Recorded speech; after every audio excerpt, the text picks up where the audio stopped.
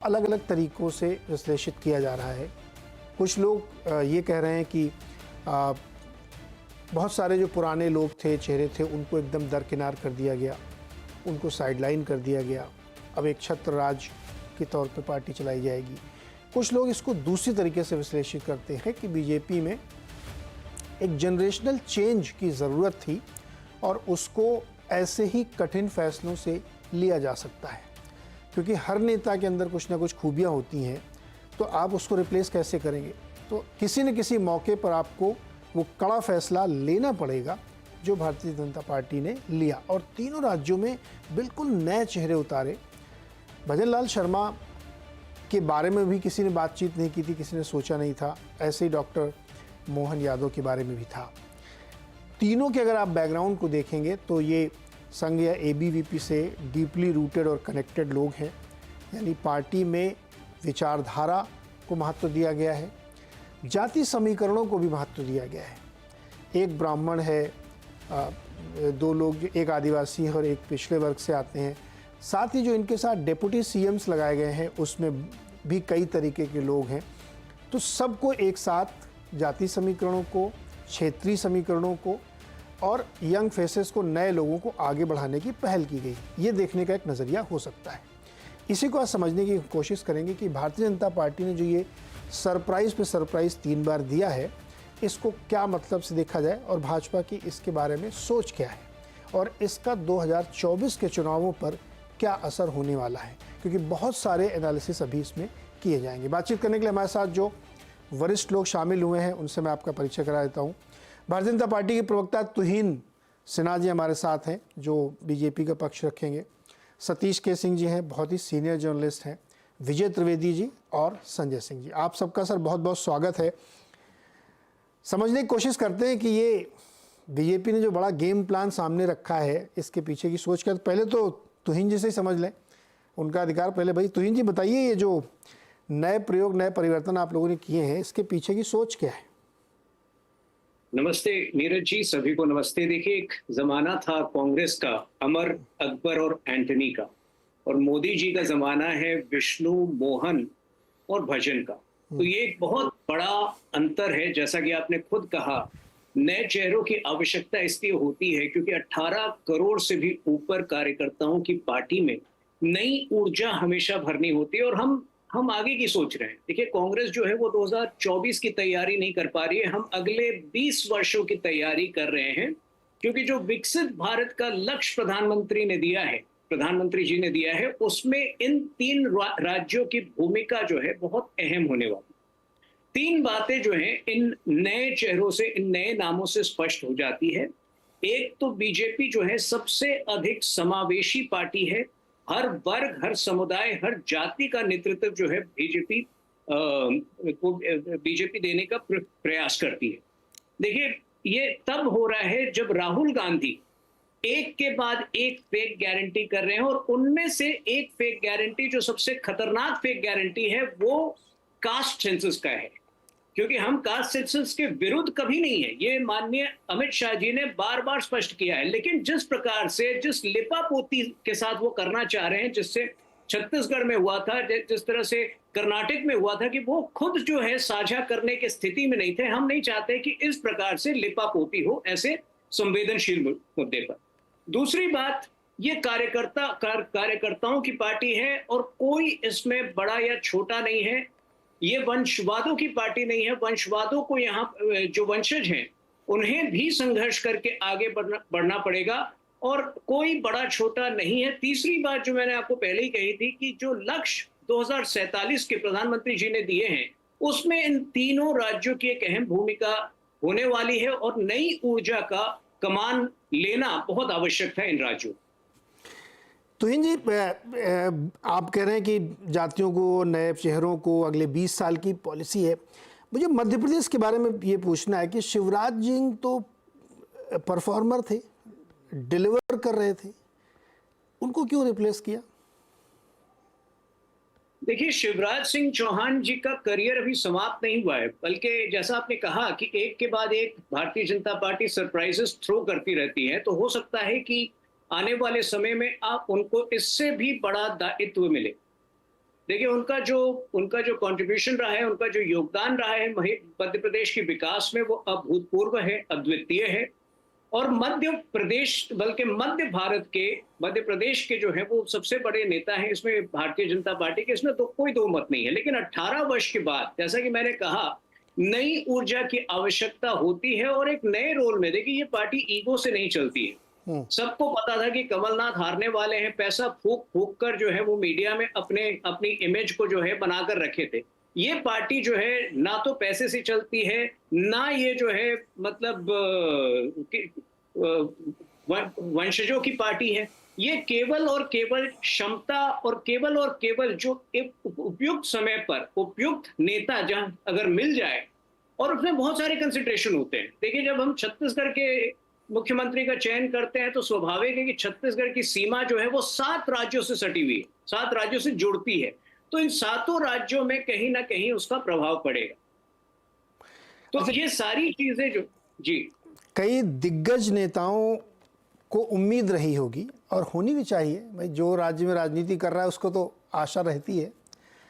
राजस्थान में बहुत सारे लोगों को, वसुंधरा जी को बहुत उम्मीद रही होगी।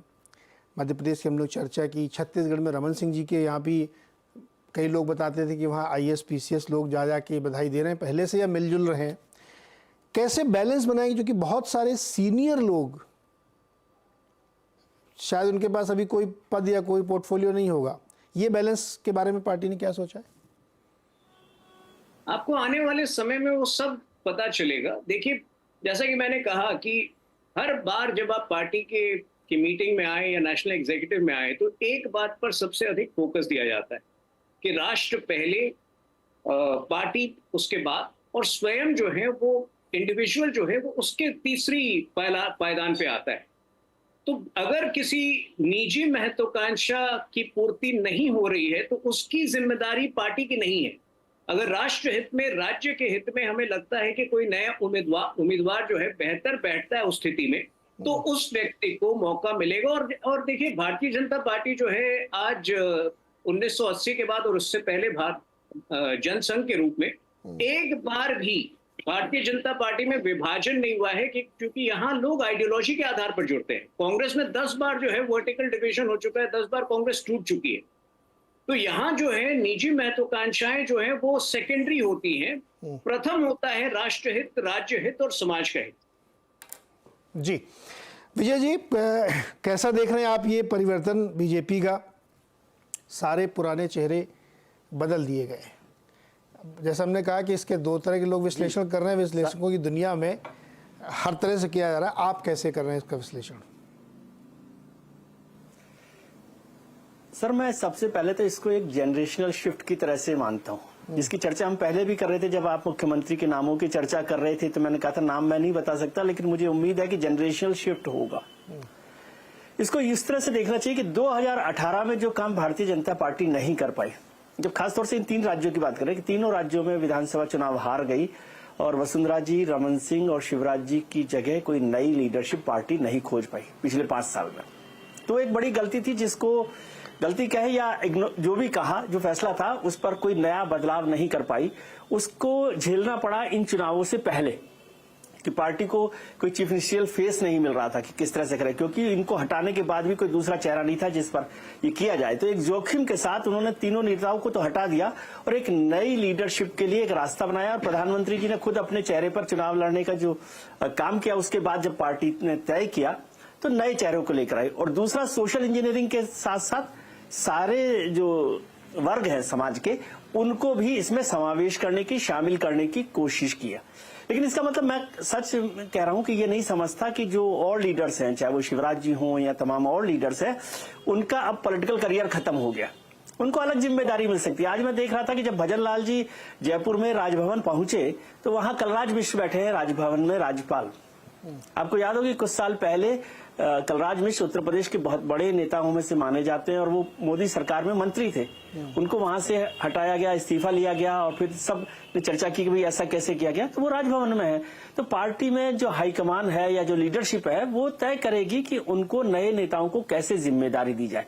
क्योंकि अभी 2024 के चुनावों में जो हमारे जो भी पार्टी के दूसरे बड़े लीडर्स हैं उनको इग्नोर करके जाएंगे, ऐसा मुझे नहीं लगता है। दोनों के बीच में कैसे बैलेंस किया जाए, और यही काम कांग्रेस नहीं कर पाई। आप सोचिए ना, 2018 से अशोक गहलोत सचिन पायलट के बीच में कांग्रेस लीडरशिप तय नहीं कर पाई कि सचिन पायलट को जिम्मेदारी देनी चाहिए कि नहीं देनी चाहिए, या ज्योतिरादित्य सिंधिया क्यों गए, समझे, या जितिन प्रसाद क्यों गए।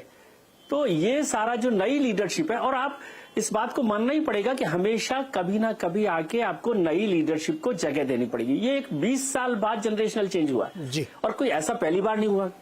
2003 में जब वसुंधरा जी आई थी तो भारतीय जनता पार्टी के सबसे दिग्गज नेता वहां थे, भैरव सिंह शेखावत, हरिशंकर भाबड़ा, ललित किशोर चतुर्वेदी, रघुवीर सिंह कौशल जैसे लोग, लेकिन उसके बाद भी उनको दिया गया। मध्य प्रदेश में सुंदरलाल पटवा जैसे, बाबूलाल गौड़ जैसे लोग थे, लेकिन उमा भारती और इनको शिवराज जी को लेकर आए। तो लगातार ये कोशिश होती है कि एक जनरेशन, नई जनरेशन आए और पार्टी इस पर काम करे।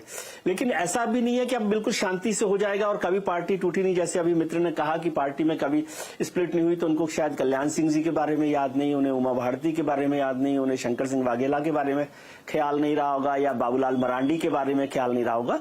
तो ये सब भी चलता रहता है, लेकिन एक बड़ा जोखिम पार्टी को लेना ही था कि जब तक जनरेशनल शिफ्ट नहीं होगा तो पार्टी अगले 20 साल के लिए नई तैयारी नहीं कर पाएगी। विजय जी, एक छोटा सवाल और, ये जो मुख्यमंत्री तय किए गए हैं तीनों, इसमें क्या क्या चीजें ध्यान रखा गया है?